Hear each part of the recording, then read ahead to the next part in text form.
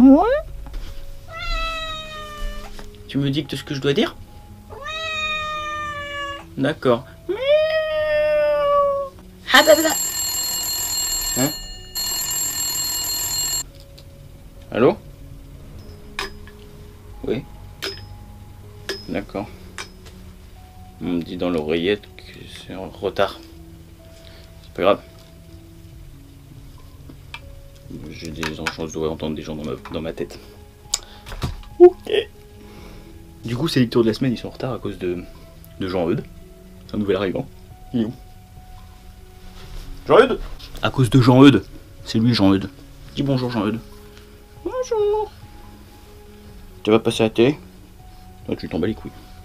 Oh, il faut que je fasse dodo. Bon, je cache mes yeux. On me voit plus. Me voit. Il s'appelle Jean-Eudes. C'est un beau prénom. Bon, en vrai, il s'appelle comme lui. Bon, tout le monde s'en bat les couilles, mais c'est pas grave. J'ai pas lu tant de choses que ça. J'ai fini Poupa, le tome 2 et le tome 3. Toujours de Sayaka Mogi au dessin et scénario. Et chez Comico Édition. Et bah, si vous voulez voir vraiment de quoi ça parle, vous avez qu'à cliquer vers là. Parce que bon, j'en ai parlé là dans la vidéo précédente. Le dessin ressemble à ça. Non, comme ça. C'est un mélange de gore et de tout mignon. Parce que là, c'est tout mignon ce que je vais vous montrer. Mais arrête! Oh merde! Oh, mais je comprends mieux maintenant pourquoi j'ai oublié de mettre un truc. Bref. Et dedans, ça parle toujours de l'histoire de Utsutsu et Yume, qui dans le tome 2, ils arrivent à s'échapper du truc où ils sont enfermés. Et on voit leur père qui réapparaît, on va dire. On voit, dans les deux tomes en tout cas, on voit des flashbacks. Et du coup, on sait vraiment qui est Yume. Parce qu'en fait, c'est pas qui on pense. Et on a des flashbacks sur leur vie quand ils étaient enfants, quoi. Du coup, on sait pourquoi leur mère elle est folle, pourquoi leur... Enfin non, c'est pas vraiment pourquoi leur père il est comme ça. Il les bat et tout. Mais du coup, c'est une histoire de cannibalisme et de frères et sœurs et d'inceste à moitié. Voilà. Il n'y a pas d'inceste, mais on pourrait croire. Mais là, il y a des bonus là-dedans dans le 2, enfin dans tous. Dans le 1, les bonus je trouve qu'ils servent à rien. Dans le 2, je trouve qu'ils servent complètement à rien. Dans le 3, les deux premières histoires, ça va. Le dernier, ça sert complètement à rien. Quand tu lis jusqu'à la fin et que tu vas marquer fin, tu fais ok, qu'est-ce que c'est que ce bordel? Et c'est parce que la fin, c'est waouh. C'est un peu, tu te dis ouais, d'accord, super. Ok, c'est un peu de la merde. Bref. Et quand tu lis les bonus qui sont après, ça vient plus ou moins après, on va dire. Tu te dis ah bon, d'accord, ça passe plus ou moins avec les bonus justement. Mais c'était quand même bien cool à lire. Ça, c'est dans le tome 3. Il faut ce que tu fais toi. Après, j'ai lu Emprise Motel 666.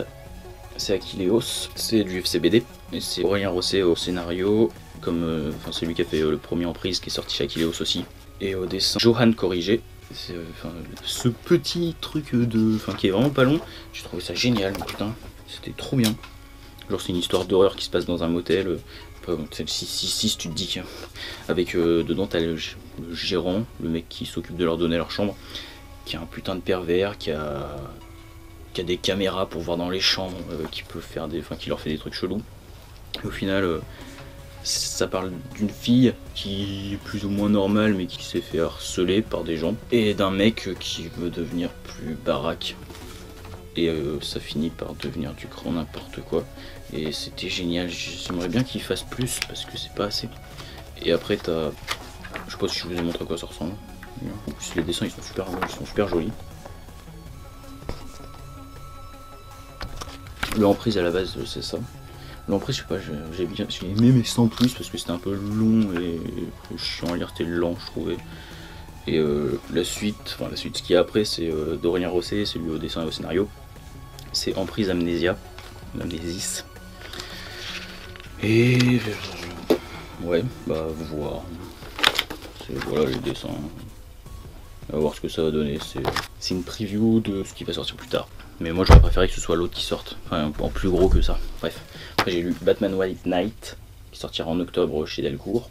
C'est Sean Murphy au dessin et au scénario. Et du coup là c'est Batman qui qui pète un câble, qui fait avaler plein de piles de Joker, parce que le Joker, enfin il me dit des trucs que Batman il commence ça lui plaît pas, ça l'énerve, il commence à... Voilà. Et du coup le Joker il finit par ne plus être vraiment fou, et à vouloir rétablir l'ordre on va dire dans Gotham, parce que pour lui le GCPD travaillerait avec Batman. Enfin, il travaille de toute façon avec Batman, mais eux ils le nient plus ou moins, et du coup c'est un peu à cause de eux que la ville c'est un refuge à criminels qu'on va dire. Et du coup il va porter une plainte contre la ville, contre tout ça, et ça va être un procès je pense. Mais du coup enfin, dès le début on voit que Batman a été enfermé. Regarde, c'est drôle. Vroom vroom. Vroom vroom la voiture. Et tu fais Luna. Désolé, hein, c'était en retard, je sais. La semaine prochaine, il n'y aura peut-être pas beaucoup de trucs parce que j'aurai vu qu'un seul truc. Oui, parce que là, du coup, c'est pas la lecture de la semaine, c'est la lecture de la semaine dernière. Tout va bien, c'est cool ce mec. Hein. Et du coup, regardez, il est en train de chier. Attends, je vais vous montrer de plus près. Et du coup, oui, je pense qu'il va vous venir en vain chier des briques. Super. Bah, du coup, comme d'hab, si ça vous a plu, et bah, vous pouvez laisser le pouce bleu des familles, vous abonner. Regardez ce que j'ai fait avant, et puis ben voilà, hasta la mucho.